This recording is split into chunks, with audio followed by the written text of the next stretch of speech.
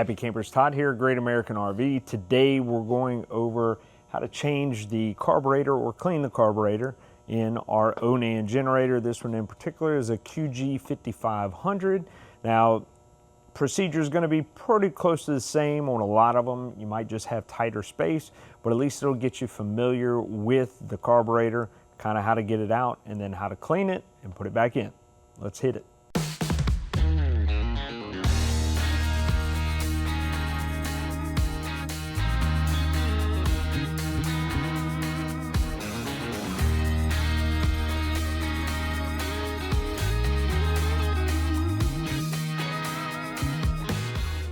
All right, supplies for this, you are going to need a 10mm socket, ratchet, probably with an extension. You're gonna have a pair of channel locks and probably a flathead screwdriver, and I just go with a simple crescent wrench. This is gonna be a 14mm nut on here. I'm easy, I just go with a crescent wrench and rock and roll, okay? So first thing we're gonna do is identify, here is our carburetor. Now this is a 2023 model, so anything more modern version is what this is going to relate to. Gas generator only, just to let you know. Your older ones are going to be more compact, probably harder to get to, but the process is going to be pretty similar. So here's our air cleaner cover. Pull those off, put that to the side. Here's our air filter. Want to check that for any debris or anything. And we can see our intake for our carb cleaner, for our carburetor right here. See our bolts that mount that air box. So once again, that's going to be 10mm. So we're just going to take our ratchet with our extension on here, and we're going to unmount all this stuff. All right, so we got our two bolts out that were right here and right here. Now we have our two nuts that mount that assembly to the carburetor. Loosen those up, pull them off. All right, from there, we can go ahead and pull that air box off. Now be mindful on there, this is where air is going to be coming in right here. Then on the back of it, we can see we had a hose connected right here. It's going into here. You're generally going to have a hose or something somewhere connected on that system. Sometimes it may be very tight in there. They might have a little bit of slack on there. Pull it off. Be mindful where those hoses go, because most oftentimes they're going to pop off and you may not see it. So just look on the back of it. You see that there was a hose that was supposed to go somewhere, and know where it goes, all right? So this is our fuel line going into our carburetor. I'll pull this gasket off real quick before it falls off. Check your gaskets. This one's fairly new, so we're gonna reuse this, but most oftentimes your new carburetor is gonna come with a gasket. If they're not in bad shape, hey, it's your choice to reuse them.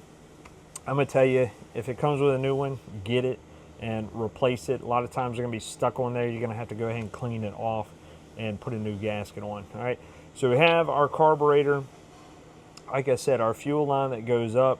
If we hold down our stop button right here, we'll see that fuel line start to vibrate.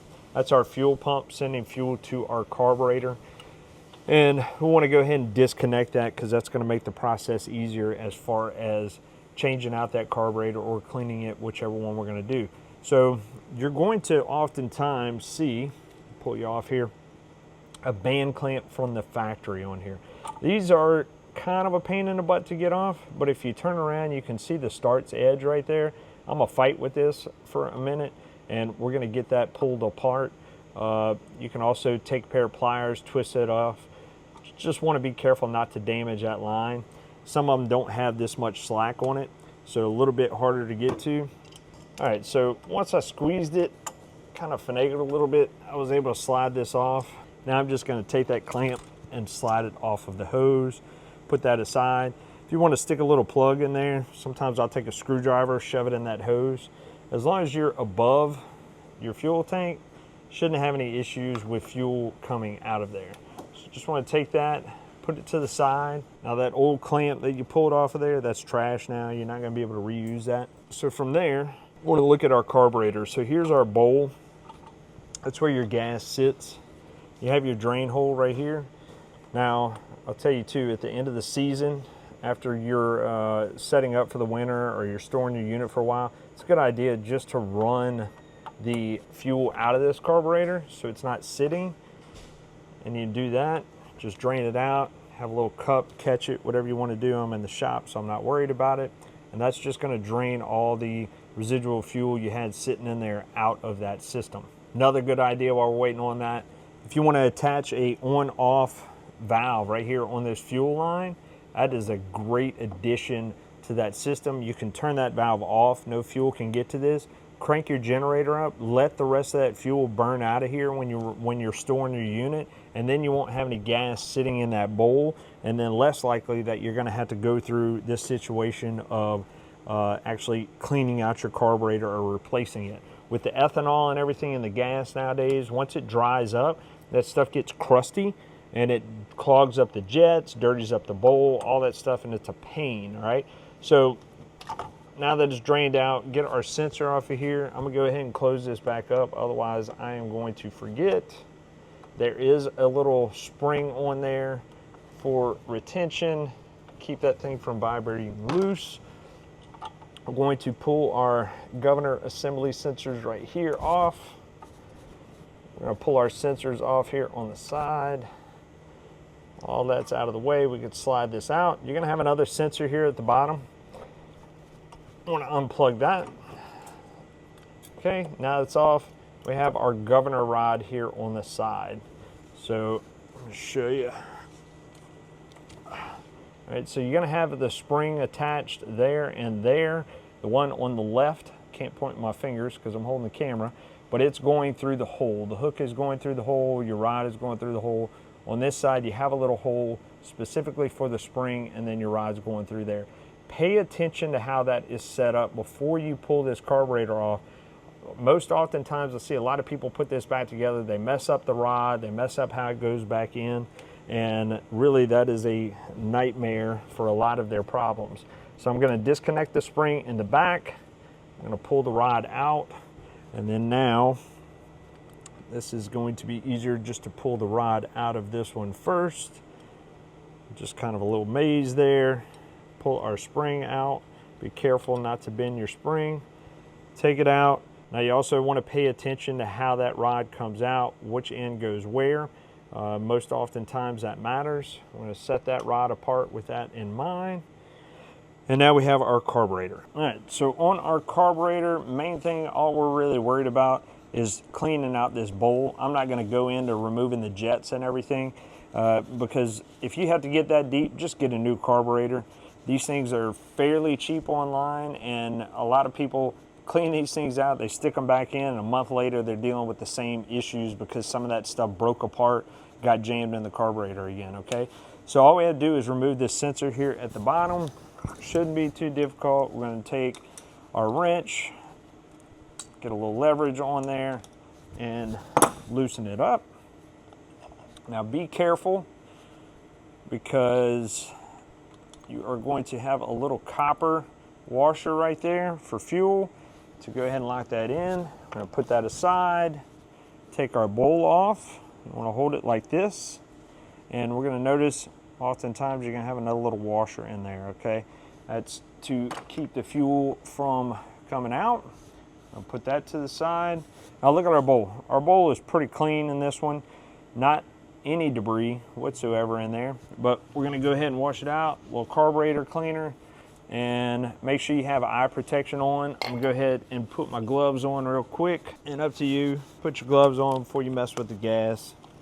Keeps you from stinking like fuel. All right, so eye protection, gloves, good to go. Spray it, clean it out, let that stuff soak in there for a second, and then you can take a little brush it around in there, get some of that debris loose, and then like I said, you may have to just leave a little puddle in there, let it soak, let the carburetor cleaner do its job, and then dump it out in a little bucket, and this is just going to dry up on its own.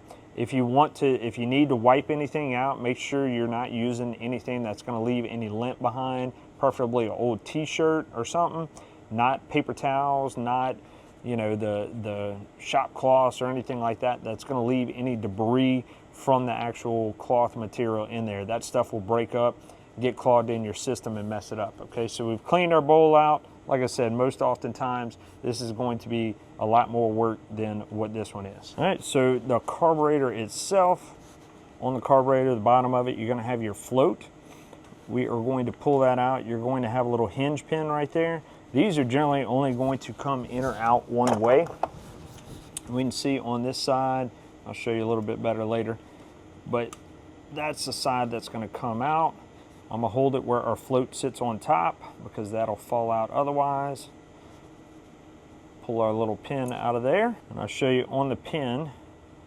We can see where that edge right there is flattened. That's the side that I put my pliers on. So this can only go in one way. It's good and rounded right there. Sorry for the angle of the camera. So we can see a little better. It's flattened out. That's not going to go into a round hole, right? Square head, round hole. All right, so we have our float. Pull our float out like this. You're generally going to have a needle, which already fell. That's our float. There's our needle right there.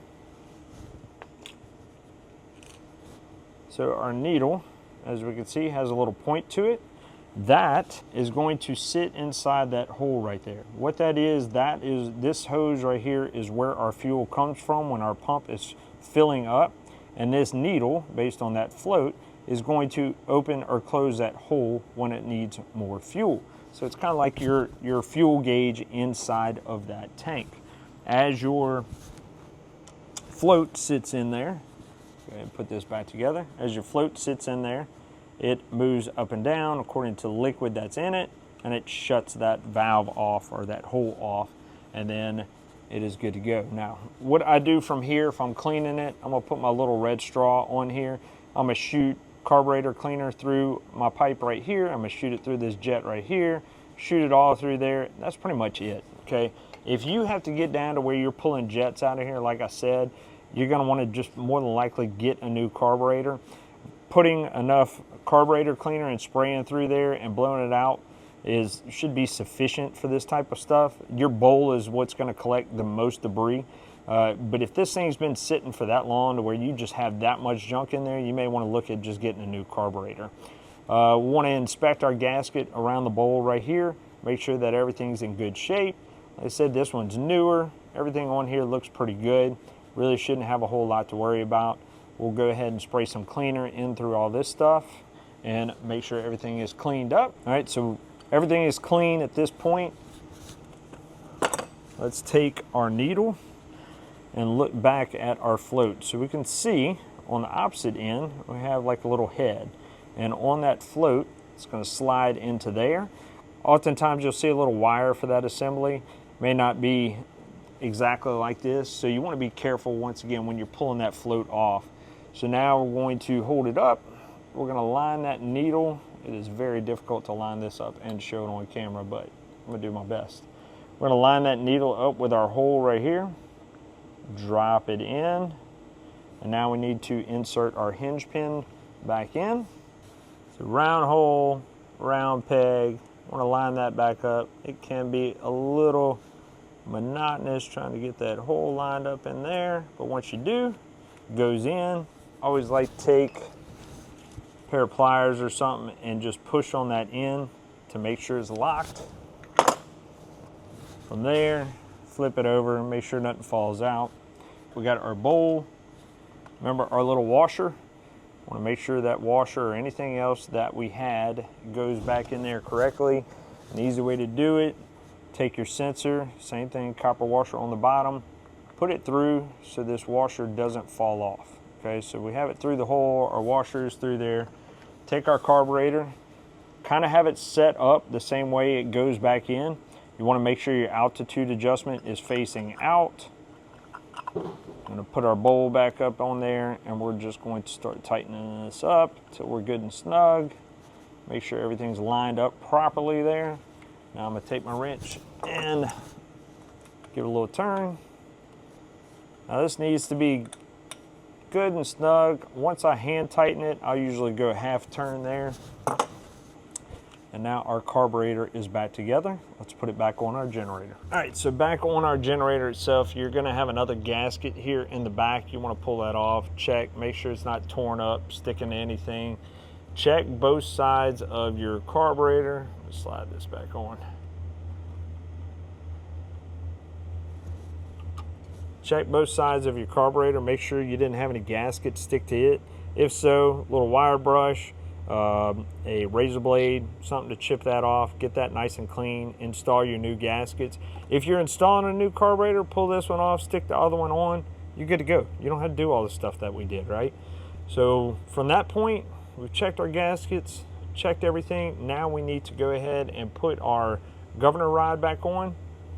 So on our carburetor itself, our spring goes back in right here.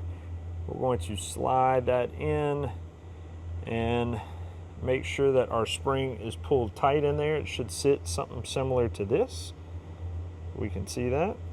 And then now our other side, remember we have a designated hole for that spring.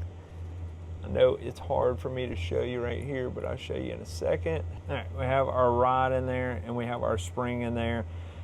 I'm telling you, most oftentimes people mess with generators and that is what they screw up the most, is that governor rod. They screw that up or they mess with other springs, you're throwing everything out of whack, okay? So once we have all that situated, let's get our carburetor locked back in on the post. From there, put our little sensor back on, plugged in on the bottom. You're gonna see a little notch on there that lines up with that hole. That's the way you want to put it back in. Make sure it's popped in all the way. Slide our carburetor back. We can hook our other sensors back up.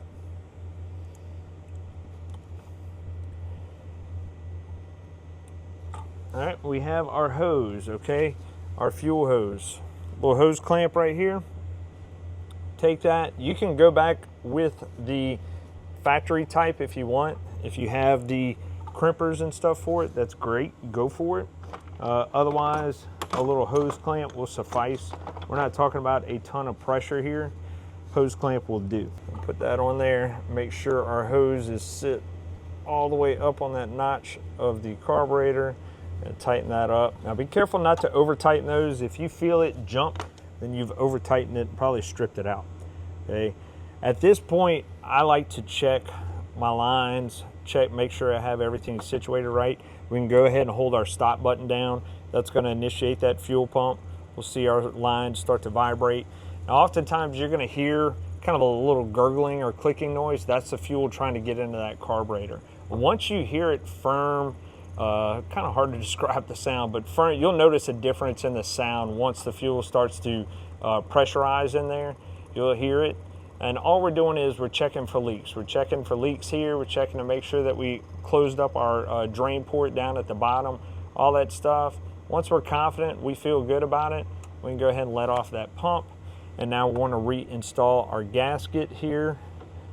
Find it, have our gasket. On this one, it was labeled. If not, make sure you are taking pictures as you go or just video it so you can go back, right? Our gasket's on there. Take our box.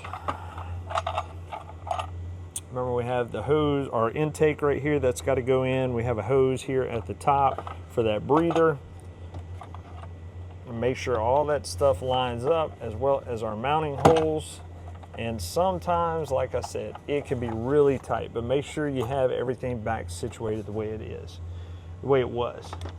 From there, I'm going to put my two nuts back on for my cleaner box to my carburetor. I'm not going to tighten any of that stuff up just yet, just putting it in, because you will have to finagle this box a little bit to get these other bolts back in. So wait, get all your bolts back in, then tighten them up. All right, so we want to snug, got all our bolts in. We're going to snug up the nuts on the carburetor portion. Once I have them snug, I give them a little quarter turn. They don't have to be super tight on there. Then on our mounting bolts, I put these with a little bit of torque on those because we're just mounting on there. As you do this, that box may kind of pop and twist a little bit and kind of get settled in if you didn't have it correct in the beginning. If so, just want to go back and check all of your bolts and make sure that they are tight. If you have any gaps around where the box meets the carburetor, that's going to cause some issues and also possibly allow any trash in there to get in. So So I want to make sure all that's good and tight. I'm going to put our air filter back in. And we are going to put our cover back on.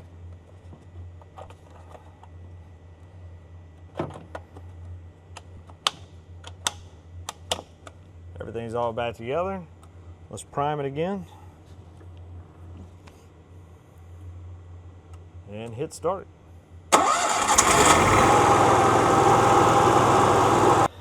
All right, so it goes through our generator for the carburetor, whether we're cleaning it or replacing it.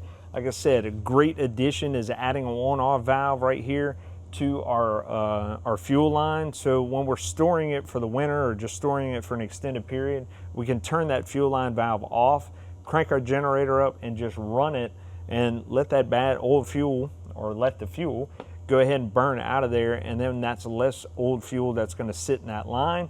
A lot of people that use stabilizer and all that kind of stuff in there. Hey, look, if you like it, I love it. That's fine. Everybody has different experiences with that stuff. I prefer to use the shutoff valve method, and then that's less fuel that's actually going to sit in that bowl and get crusted up. Also, run your generator on a monthly basis. Crank it up, let it run for a couple hours, turn your ACs on. Just running it alone isn't enough. You want to exercise that generator. Turn your ACs on, turn the microwave on, do something. Run that thing for a couple hours, let it exercise, get that old fuel burnt through there, and that will definitely help extend the life of that generator by exercising it and using it on a regular basis. Don't just let it sit out there. People think less hours on a generator is going to make it more valuable. That's incorrect. If it's a 10-year-old generator and only has 20 hours on it, I'm going to assume that it has low maintenance on it. All right, that's about it. Thanks for watching. Hit that like and follow button so you can see more here from Great American RV. We'll bring the how-to you.